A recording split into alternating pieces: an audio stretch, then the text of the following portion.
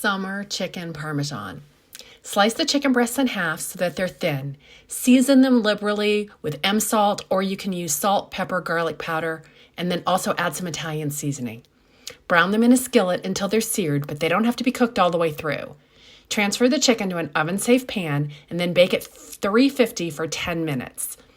Then you're going to top each chicken breast with a dollop of marinara sauce, a slice of mozzarella cheese, and broil it until the cheese is fully melted. While the chicken's in the oven, chop 2 zucchini, 2 garlic cloves, a shallot, or a bunch of green onions, a cup of cherry tomatoes, and 8 to 10 ounces of fresh, frozen, or canned corn. You're going to saute the zucchini and shallot in the same pan you used for the chicken for 3 to 4 minutes. Once it's nicely browned, add the corn and garlic and cherry tomatoes for another few minutes. Add a drizzle of balsamic vinegar just to pull it all together and then remove it from the heat. Top the cooked cheesy chicken with the fresh vegetables and garnish with fresh basil.